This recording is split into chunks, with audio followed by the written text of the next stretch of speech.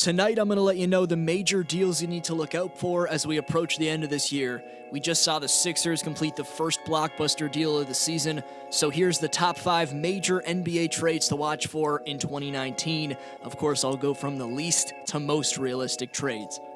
At number 5, we got Lillard to LA, and this is the only rumored trade on this list that I don't think is that likely to happen, but it's not an impossible scenario, and it's interesting, so let's speculate. The Blazers giving up the guy who helps them to the NBA's 7th best home attendance requires them to first of all fall off from their hot start and return to mediocrity.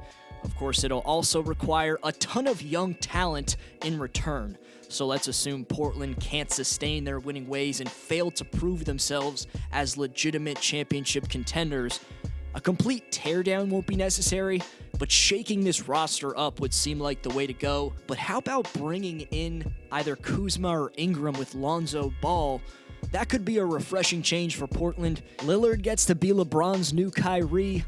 And for Portland, along with the 2 potential All-Stars they'll receive, I think LA would also give them a 2019 first-round pick, and we know how effective prospects deep in the draft can be, so I'd love to see this trade go down.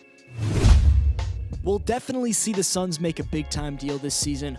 The question is, will it be one that helps them to a top pick in 2019, or does the front office give into the hype behind Ayton and Booker's production so far and trade for another All-Star to try and get into the playoffs? Anderson and Ariza's contracts can make a bunch of deals work, and they can still provide value to teams. Maybe a pair of developing player in either Josh Jackson or TJ Warren in a deal. That could land you an All-Star, and the team they can trade with to acquire that All-Star is coming up. A shout out to Linus before the top 3. He says the Sixers will be in the top 4 in the East. More shooting may be necessary, but Philly's got a deadly big 3 right now. That'll get some of their below elite shooters wide open looks. But I can't wait to see if Philly can make a big-time move in the East standings. Stay tuned for today's question to get next video shout-out. Get your spot up on the board in Community Speaks. Quickly, my new upload schedule is 9 to 10 p.m. Eastern Time, Monday, Tuesday, Thursday, and Saturday nights. So tune in at those times. Now on to number 3. The Celtics haven't looked that sharp this season, and Hayward is not playing well at all right now. My problem with Boston is about the structure of their roster. Right now, there's 3 wings that thrive creating offense. That's what they do.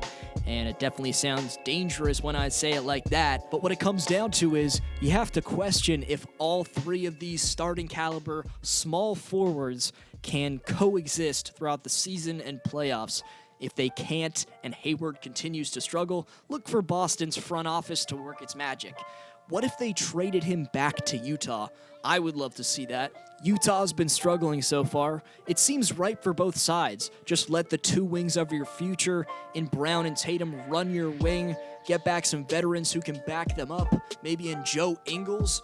I like this blockbuster trade. The thumbnail has Gasol in a Raptors jersey. Whether it's to Toronto or not, seeming like the right time for Memphis to move on. Jaren Jackson could use the experience in the starting position, and in the final years of his prime, Marc Gasol deserves to compete for a championship. So where to? Well, as solid as Valanciunas has been as a backup, Marc Gasol is the more efficient and reliable guy. Meanwhile, Valanciunas could provide valuable leadership to Jaren Jackson. I know Raptors fans aren't going to want to hear this because Valanciunas is a fan favorite, but the Raptors would throw in some other veteran pieces, probably a CJ Miles to make this work.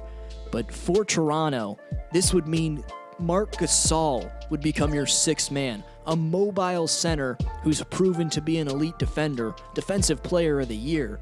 Who knows how much he has left at his age, but can you imagine him with the Raptors bench mob?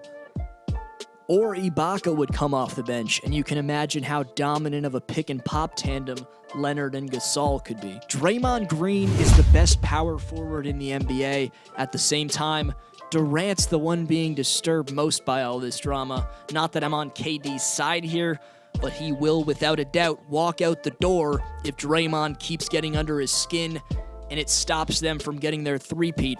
Regardless of whether or not they win a championship, if Draymond's on the roster, I don't see Durant re-signing. Clay, I believe, is moving on anyway. But now to the number one major trade you need to watch for, and I think is most likely as we approach 2019. For some reason, Washington isn't even considering firing Scott Brooks after a 5-10 start.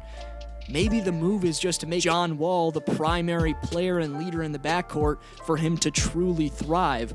That's what another explosive point guard in Westbrook needed for him to elevate into an MVP. Here's why Beal's tenure as a Wizard needs to end, though. As talented as Wall and Beal are together, there's no leadership with either. But the Suns' contracts that I mentioned earlier would help the Wiz complete a deal with Phoenix. Washington would get to pick from Josh Jackson or TJ Warren.